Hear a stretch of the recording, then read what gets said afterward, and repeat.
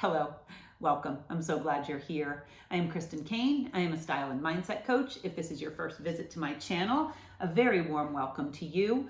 I can help you create a wardrobe you love wearing by showing you how your thoughts are likely creating your style struggles. So I'm a firm believer in our thoughts creating our things. You know, what we think and what we believe ultimately creates it.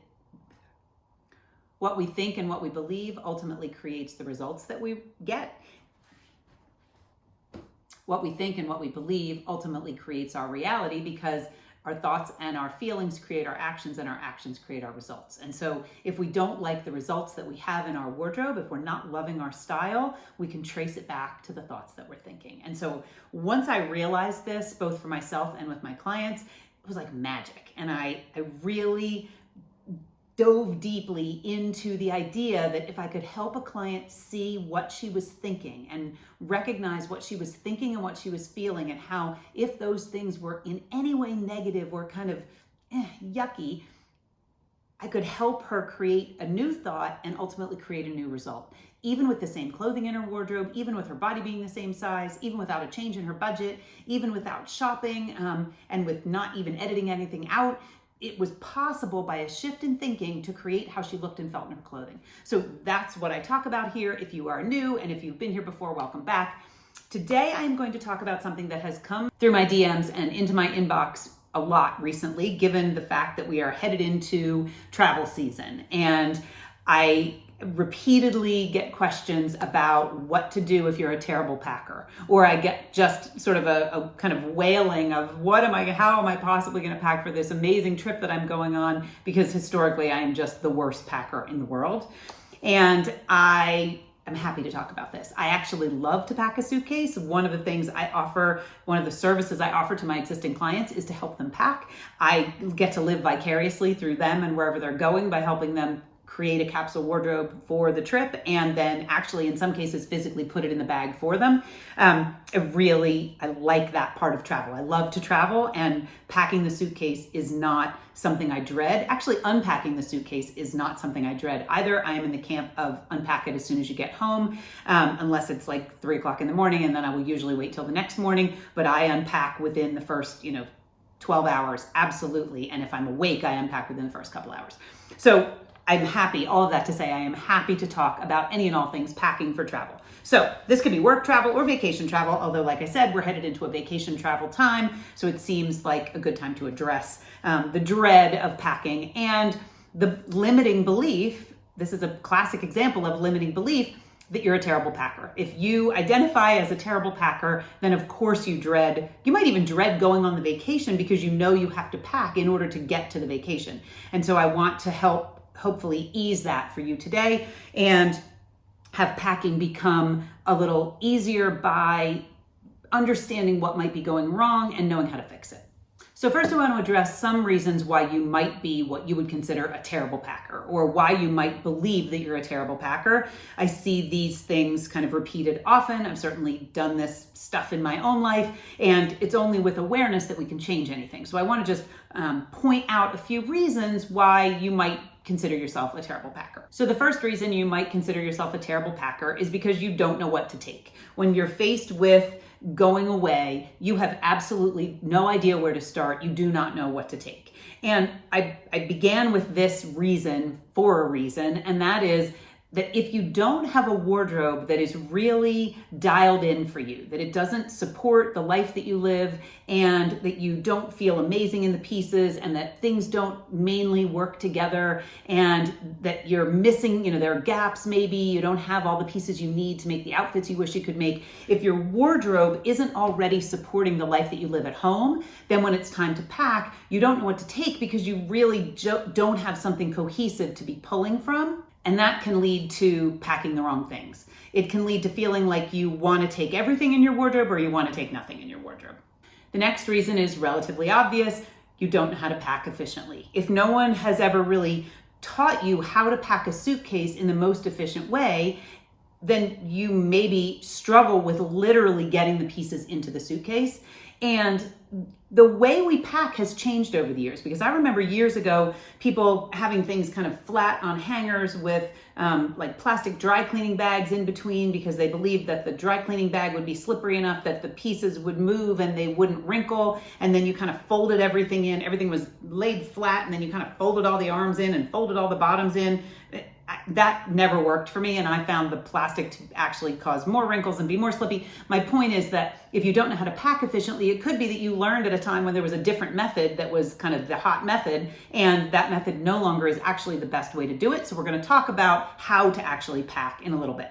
And then the next thing is you often forget things. And so I know how frustrating this can be when you feel like you've got it all together and you know what you're bringing and you've accounted for all the situations, and then you get to your destination and you're missing something crucial. And it could be something crucial like the charger for your device, or it could be, something at the airport outrageously crucial like a passport. You're missing something because the whole process of packing feels so overwhelming and daunting that you don't have it dialed in enough that you have a checklist of things that you know you need, and you know that they're in the bag when you zip it up and leave the house. And the last reason that I'm going to mention about why you might be a terrible packer is you tend to overpack. And I know this is a touchy subject. I work with so many clients who tell me they could never carry a carry-on because they need way too many things when they go on vacation. And I really don't buy it. I really don't believe it. I have been carry-on only for well over a decade, probably closing in on almost 2 decades. And it is liberating. It is absolutely liberating. I will never go back. I love being able to keep my bag with me. And I take pride in being carry-on only. And I'm going to talk a little more about that in a couple of minutes, about why that is and how I, manage that. But one of the reasons that you might think you're a terrible packer is because you try to take too much. You overpack. And so you bring all these things that you don't end up wearing, which makes you feel a little bit ashamed that you lugged this big bag around, but you didn't end up using all the things that were in it. And you overpack because you maybe have this kind of fantasy idea, which is super common, that you don't wear all of your amazing clothes when you're home because you have this life that maybe doesn't warrant those amazing clothes, which shouldn't be the case anyway. We should be able to get your wardrobe so that it supports the life you live and it still feels amazing and looks amazing. Separate topic. But you feel like now is your chance. These 10 days or these 5 days or this weekend is your chance to wear all of the amazing pieces that you have in your closet that you rarely put on. And so you try to take all of those on this trip. And what the result is that you would likely have to change your clothes 3 times a day in order to use all the things that you put in your suitcase. And it just ends up being a lot of overwhelm and pretty frustrating and excessive, and results in you feeling like a terrible packer, because it's not that you don't have enough, you have way too much with you. So I want to mention now that part of being a quote terrible packer is that you believe you're a terrible packer. This is one of those classic examples of a limiting belief, where if the story you keep telling yourself is I'm a terrible packer, and you allow that to continue, then it's a self-fulfilling prophecy. Of course you're a terrible packer, because your brain identifies you as a terrible packer, so it works to support that. It wants to be right. So it says, okay, well, she says she's a terrible packer, so let's keep making her a terrible packer. Let's have her take too much. Let's have her, not know what to take. Let's have her forget things. All the reasons I just mentioned, your brain grabs onto those and perpetuates the idea that you're a terrible packer. So with regards to the mindset piece, I would start with practicing a new thought. And if you've watched any of my other videos, you know that I'm big on we can't get from a really negative thought to a really positive thought in one jump, because our brain says, no way. You can't go from I'm a terrible packer to I'm the world's greatest packer. Like that just is way too far a jump. So we need bridge thoughts to kind of move us across the bridge to I am the world's greatest packer. So you could try on a thought instead of I'm a terrible packer that might be, it is possible to learn to be a good packer.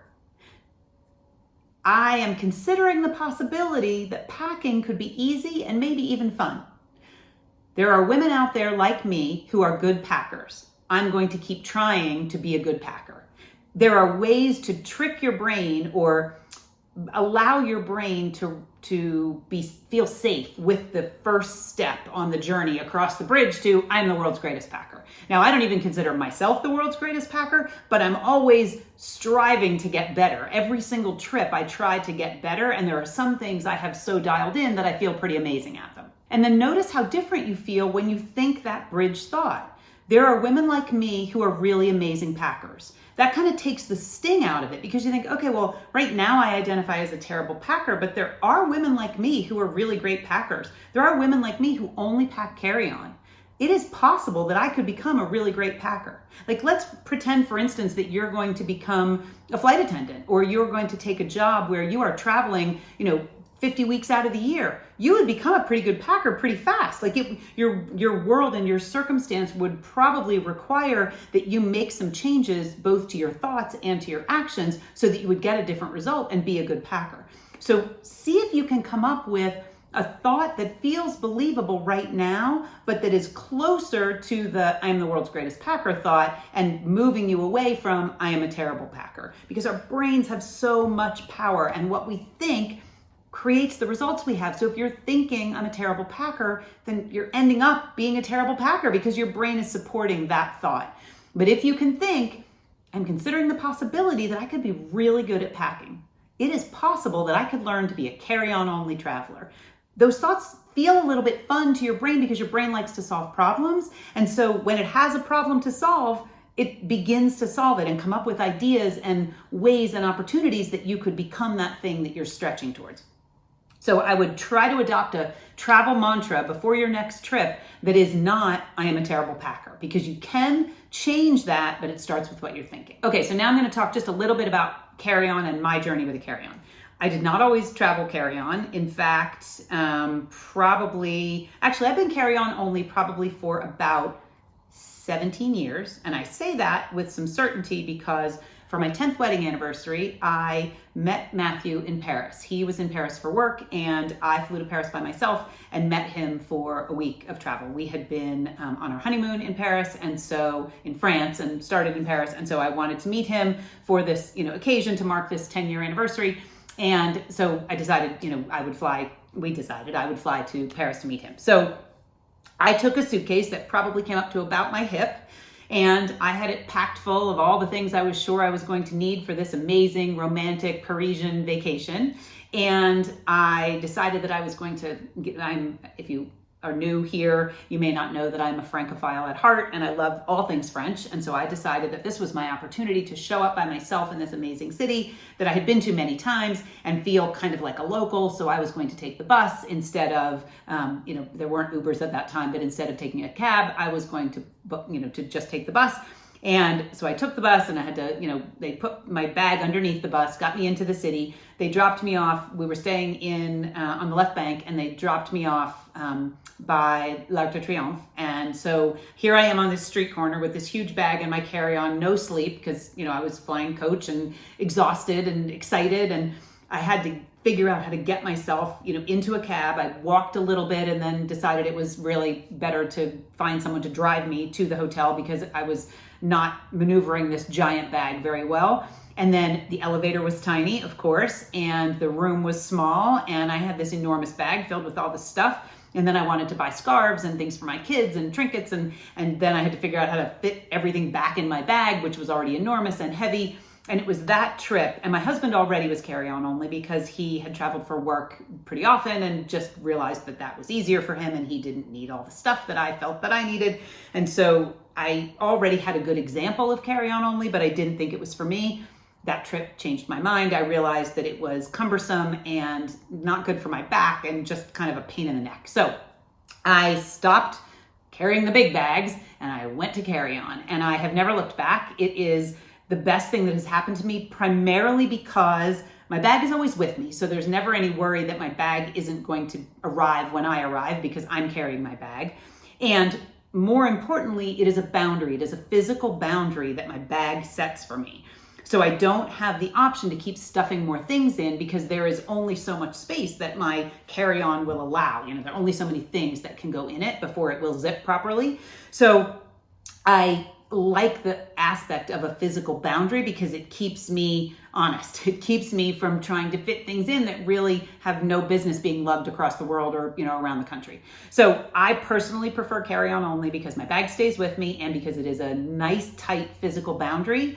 I have used both soft shell and hard shell. I'm currently on my second hard shell. The first one I bought was sort of an experiment, and it was, under $50 and didn't hold up very well. But I realized that hard shell maybe was a better way for me to go. My bag prior had been Travel Pro, is that what it's called?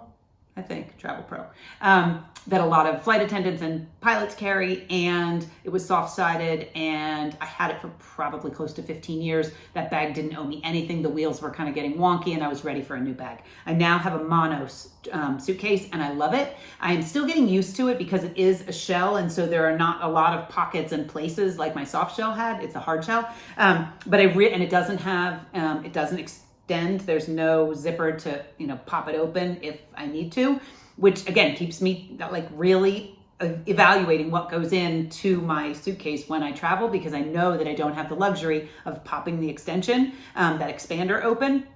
Although if it had that, I would be okay with it, but I just don't have that option. So all of that to say, whatever kind of suitcase you choose, whether it's big or whether it's small, I'm going to keep going into what to consider as you pack that will make you a better packer, so that you can let go of the I'm a terrible packer, because that's no way to feel as you're headed out of town. All right, so I'm going to now run through 8 tips for becoming a better packer, for kind of turning around the I'm a terrible packer and becoming a good packer.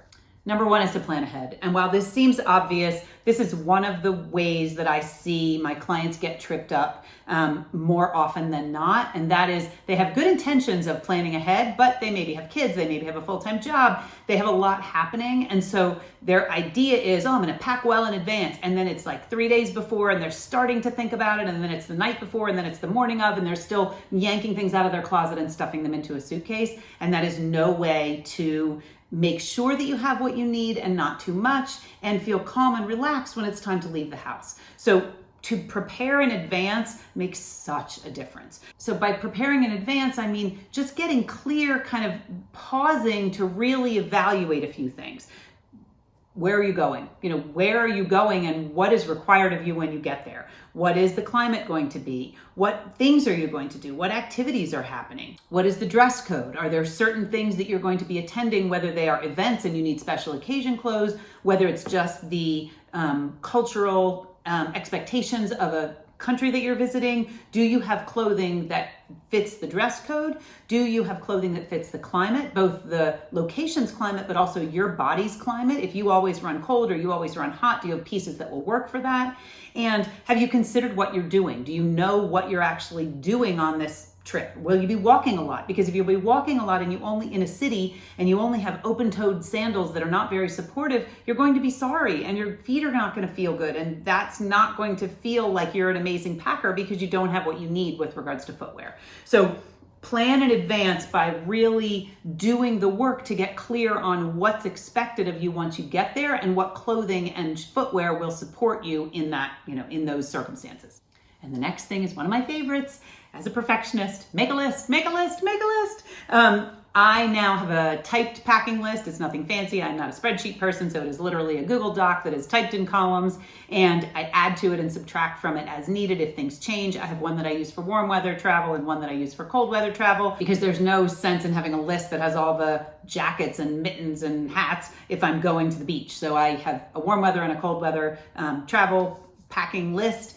And I print it out, and then I cross things off as I put them in my suitcase, or as I corral them to get ready to put them in my suitcase, so that I know what I need. And this goes all the way through the snacks that I'm going to put in my bag, and the chargers, and any medications or supplements. It's everything that I need when I travel, because it makes me feel more secure to know that I'm not forgetting anything, because I have created this list of things that I know I need. So if you don't already have a list, you can find lists online anywhere, travel packing lists for specific to your destination. And then I would also tweak it so that you have what you need. If you love to travel with a pashmina or a scarf on the airplane because you get cold, if that's not on the list, I would make sure you add that to your own list so that you have it. But by having it as a document that you can print out, you don't have to worry about your brain remembering what to write on the list every time you travel. You have it at the ready, and you can just print one out and cross off the things as you gather them. And the next thing is the actual pieces that you're taking. And so with regards to the clothing that you're taking, take the versatile pieces. That doesn't mean you shouldn't take things that you love that are part of that fantasy idea, things that you seldom wear, but this is your special, trip and you're going to wear all those special pieces. It's just that that's not actually very realistic. And I find with my clients, it often backfires. And usually they've done that once or twice or a dozen times. And then when they come to me to help them pack, it's because they have had lots of situations where they didn't end up with the right clothes. And so whether it's making sure that you have, jeans that you can wear every day if you wanted to. You've got a good, serious pair of denim that is not going to stretch out and look awful after day 2, and you could literally wear them the whole week if you wanted to. Whether it's that you have a couple of solid colored t-shirts, black or darker colors that are going to look great and not show wear and not show dirt. Making sure you have enough underwear, and if you're someone who likes to rinse things out in the sink, that you don't have too much underwear, that you're not taking 40 pairs of underwear for a 7-day trip, and you're not taking one pair of underwear that you have to wait till it dries before you can put it on the next morning. There's a certain balance to the clothing that you take, but the most important thing, in my opinion, is that the pieces are versatile in that they can be worn to multiple occasions, for multiple situations, and that you can layer them and wear them in multiple climates. So, whether you have on a tank top and then a blouse and then a sweater or a blazer and then a jacket, again, this would be more cold weather than warm weather, but that you have layers that you can mix and match, that it essentially is a little capsule wardrobe that you are taking with you so that you can piece things together as you go, depending on the climate and the day and your mood, and maybe take a little bit of jewelry, or maybe take a scarf or some, other accessories that are small that you can make each outfit look a little bit different.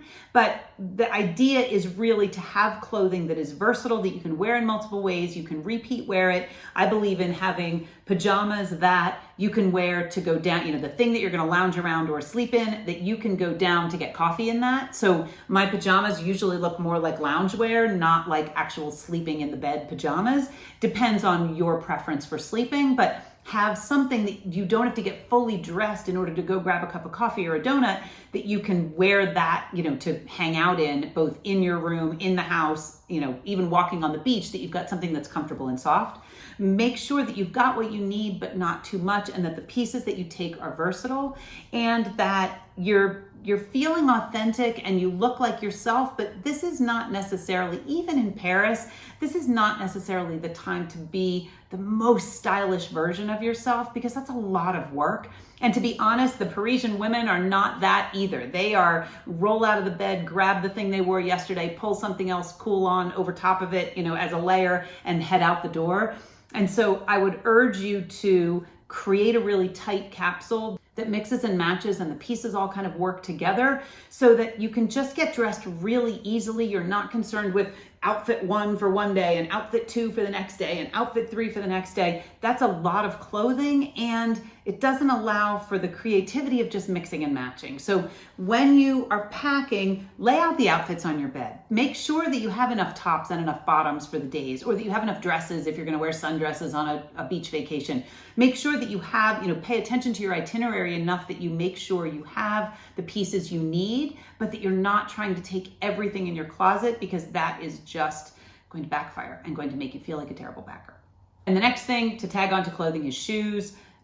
Even if you're taking the most comfortable shoes you own, take more than one pair. Oftentimes, even our most comfortable shoes, if we are walking a lot, by the end of a day or two, something is rubbing a little bit. And if we have a second pair of comfortable shoes, we're going to be pretty happy. Our feet are going to be pretty happy. I would have a size 10 foot. So I have a big foot. And if I try to take running shoes, they take up a good, close to a quarter of my suitcase space. So I am a firm believer in trying to eliminate extra shoes. If you're taking boots or some shoe that's real clunky, I would try to wear those on the plane, because then you're not trying to put them in your suitcase. And if they're really not necessary, leave them home, unless they really are the shoe that you love the most and that is the most authentic and the most comfortable. Don't try to make this the time when you wear the cowboy boots, because you never wear the cowboy boots at home, but you're sure that this time you're going to wear the cowboy boots, because likely you're going to be a little bit frustrated by how much room they take up in your suitcase, or the fact that they're not actually your most versatile, comfortable shoe. And then it just leads to you feeling like a terrible packer. And then the next thing, number 5, is to assess what you've pulled or what you've, considered bringing, and to edit. So once you I use a laundry basket. I put a laundry basket, in my bedroom. And as I think of things that I want to pack, I toss them in the laundry basket. And then as I get closer to the trip and I've checked the weather again, I get really discerning about what is actually going to make the cut. I do lay things out on my bed so that I can see, what things go with what and what things I can wear more than once or different ways. And then I edit. I pull out the excess when I realize that. I kind of ask myself to get really honest. Are you taking that because you really believe you're going to wear it in multiple ways? Or are you taking that because there's that little voice of fantasy life, this will be the time to wear that perfect blouse that you never wear at home, when really there's only one way I'm going to wear it. I may not even have an occasion to wear it, and it's probably going to be wrinkly when it gets there, and I probably should plan something for when I'm home to utilize that blouse. So assessing what you've pulled and editing, doing a final once over and a final edit before it actually starts to go in the suitcase will help to make you a better packer. I also believe in leaving room for souvenirs because I like to thrift when I travel. I also like to buy scarves and things in other countries. And so if you're someone who wants to bring home some trinkets or some souvenirs, I would make sure you leave room in your suitcase, because there's nothing more frustrating than feeling like you have to wear all the big bulky things home or multiple layers home because you can't fit it into your suitcase, or you have to ask a travel partner to, try to fit it in their suitcase, or you have to mail it home. It's much easier if you can be optimistic and proactive and leave a little bit of space in your suitcase so that you have room for those souvenirs. And then number 6, I haven't kept track of my numbers, but I think we're on number 6. Number 6 is know how to pack. So if you are someone who has all the other parts dialed in, and the place where you really get hung up is on how to actually put it in the suitcase. Like, to make a list, to check the weather, what clothes to bring, how to have things mix and match, which shoes are comfortable and which ones should be left home. You get really stuck on how to actually make it fit in the bag. If that's your hang up, that's your place where you become a terrible packer. There are way more skilled people than me who have made YouTube videos on how to become a good packer and how to pack things. I know this specifically because when Greta went to Nepal last fall, I watched a lot of videos on how to pack a camping backpack. That is not my world. I can pack a suitcase, but I didn't really understand how to pack a backpack that you would wear on your back for days trekking in the Himalayas.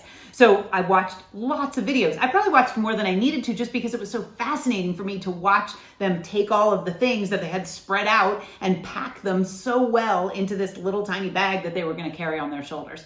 And so there are lots of folks out there who have created videos on physically how to load the suitcase. So I'm not going to talk about that today, but I am going to give you my favorite kind of tips and tricks for making it all fit into the bag. So as I said a few minutes ago, it can be a soft shell piece of luggage or a hard shell. It really is up to you. I don't know that there is one that is better than the other. Whatever you have will work. But if you're going to buy a new bag, I would investigate a little bit on your own, read some reviews, ask some friends, do they like a soft shell or a hard shell, and then go from there. I would suggest that the bag have 4 360 spinner wheels, I think is what they're called, so that your bag can move kind of any way you want it to. You can walk with it kind of next to you, holding onto the handle and pull it next to you, instead of dragging it behind you like you used to have to with the 2 wheels. And then the last thing would be the expander. Like, if you want to have that kind of wiggle room where you could unzip it and it would pop open and it would give you another inch or 2, just pay attention to that if you're investing in a new piece of luggage. And so, how to pack. And I don't know if this is controversial or not, because I don't really pay any attention to how anyone else does it these days. Roll your clothes, roll your clothes, roll your clothes. I have tried every packing modality, every way, like I said, of the plastic bags with all the pieces laid flat, and then you fold all the arms in and fold all the bottoms in. I have tried folding things. I'm a really good folder. I worked retail for 20 years. I have tried all the ways, and there is absolutely no doubt that rolling takes up less space. It takes up less space, and I also feel if you're going to roll them nice and smooth and tight from the start, that clothing arrives less wrinkled when it is rolled. And I have packed 2 kids for study abroad programs. I have packed kids to move to other states for college. And I have gone in to rescue one of my kids and my clients when they have packed a suitcase and just can't fit the rest of what they need in, and I unpack the suitcase and roll all the garments that were folded, and we end up with lots more room. So if you're not already rolling and you're frustrated and feel like a terrible packer, the absolute first thing I would suggest with regards to getting the pieces in the bag is to begin to roll. And to roll, like I said, there are countless videos, so I'm not actually going to show you with a piece of fabric, but to roll, you're essentially folding a garment into a rectangle of any type, kind of KonMari style, and then you are just rolling it tightly. So it is ending up in a roll that is however thick. Denim sometimes ends up in a pretty round, pretty large roll, and t-shirts and pajamas end up in a pretty tight roll. I do not roll underwear, I do not roll bras. I do, however, put them in packing cubes. So in addition to rolling, packing cubes. And again, this was one of the areas where I really struggled. I was like, I don't know that this is necessary. And the packing cube is adding one more layer, a little more bulk, a little more weight. So I'm not sure that this is really the best way to do it. However, packing cubes allow you to kind of squish things and corral them and zip them in, where when you haven't done that before you actually shut your suitcase, everything kind of grows a little bit. Packing cubes also allow, and this is really probably the biggest reason that I use them, they allow you to compartmentalize, literally and figuratively. You get to decide, okay, all my underwear and bras are going to go, my panties and bras are going to go in this packing cube. And my sleepwear and my workout wear is going to go in this packing cube. And all my blouses are going to go in this packing cube. Or you could pack, if you're going on two separate, I've done this where we've been in two different cities, or it's been two kind of different occasions. I have the things that I'm going to wear in the first leg of the trip packed in packing cubes, and then the things that I'll wear on the second leg of the trip packed in packing cubes. Doesn't matter how you divide them up. I think I actually have a packing cube review video from a long time ago when a company sent me some packing cubes to review, which I still use those cubes. I don't think they're the only ones, they're definitely not the only ones available, and they're not the only ones I would recommend. I have some I've had for probably a decade that were from IKEA that were amazing. So I don't think you have to spend a ton of money on packing cubes. You can get them really anywhere. Marshalls and TJ Maxx and Home Goods, as well as Amazon now. Packing cubes are everywhere. I strongly suggest you roll your clothes and you use packing cubes, because it just makes it easier to corral the things and kind of wiggle them into your space when they're all in one tight space. That said, I do still put a belt flat around the edge of a suitcase. I will wedge some little things into corners where it fits. I always stuff my shoes with my socks because, as I said, I have a size 10 foot, so that is lots of space for socks. So I always stuff my running shoes or any other shoes that I'm packing. I put them in shoe bags or even in just a plastic grocery bag so that they're not getting anything dirty in my suitcase. I have a little folding hairdryer and diffuser that I take when I travel. I really actually love it a lot, and I use it every day in my home also. So I do take a hairdryer just because now that my hair is curly, that I tend to feel better if I have a hairdryer and can dry it if necessary. I sometimes do pack things like blazers flat. So if I have a blazer that I'm taking, I will just fold it really smooth, usually with the lapel in, kind of sandwich it in half, the front in half, and then I will lay it flat kind of as the last layer on top of the packing cube before I zip up kind of the divider. And the other thing is, with regards to packing cubes, is to pay attention to what clothing is closest to the zipper. Like if you have some fine silky camisole or you have some sort of a crocheted sweater, just be mindful that that piece isn't right next to the zipper where it runs the risk of getting caught. Just you'll learn to pack so that things like t-shirts and sweatpants and things that are a little more rugged are kind of right around the zipper, and that those more delicate items would never get snagged inside the zipper. And then the next one also tends to be a little bit controversial, and that is travel-sized toiletries. So if you're going to do carry-on only, you need to have travel-sized toiletries because you can't travel, TSA will not allow you on the plane with liquids that are larger than 3 ounces. So you need to, either buy your toiletries bigger sized at the airport once you're through security, which seems silly, or you need to take the travel sizes, or what we usually do is once we get to our destination, because it's often 5 of us, we will buy full-sized shampoo and conditioner and lotion and body wash in even the dollar store or a drugstore or Target, depending on where we are. Now, sometimes this backfires. For instance, when we were in Italy, when my kids were younger, Matthew went to the store to buy shampoo and conditioner and lotion and shower soap. And he came home with 4 bottles that all looked very different. And in the end, I believe we had 3 of one thing and then 1 of the other. We either ended up with 3 shampoos and no lotion, or 3 lotions and no shampoo. I don't exactly remember how it broke down, but I remember that we still laugh about it because it was one of those, experiences in another country where we couldn't read the labels. It was before there were Google, there was Google Translate, and you could just zap your phone at it and it would tell you what it said. And so we ended up with a whole lot of stuff that we didn't end up using. But like I said, we survived. We were clean. Our bodies were lotioned, whatever the story was. But it is often less expensive to buy shampoo at the dollar store to use for a week than it is to buy the little bottle for $1.39 at Target that can't be refilled. And I don't know. It's a personal preference thing.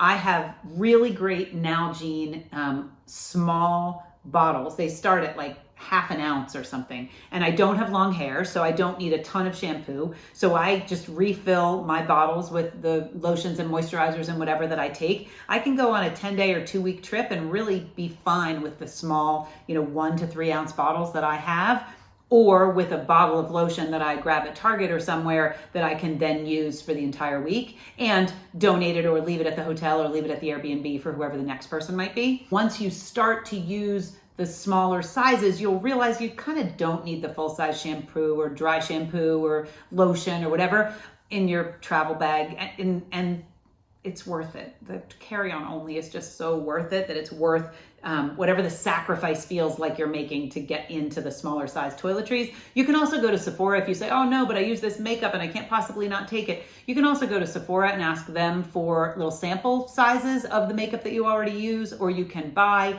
little, the little refillable containers and just squeeze your own makeup into it. I just really believe that by taking travel size only, it just lightens your load literally and makes it easier, certainly easier to do carry on only, because the only way through security is with the smaller size. And the last thing I'll mention about being a terrible packer is label your bags. Even if you are doing carry on only, sometimes clients who do carry on only, they don't put their name and their address or phone number, not their address, their name and their phone number onto their carry on because they say, well, it's always with me. Like my bag is never, somewhere else, so I don't need my name on it. And I just, in the last 2 weeks, had a client whose husband's bag was picked up by someone else at the airport. They had identical bags. Someone else picked up his. He picked up someone else's. He didn't know it until he got home. Neither of these gentlemen, because they travel all the time for work and they always have carry-on only, neither of these gentlemen had their names and their phone numbers, their contact info listed on their bag. I guess the bags had to be checked at the gate because the plane was super full.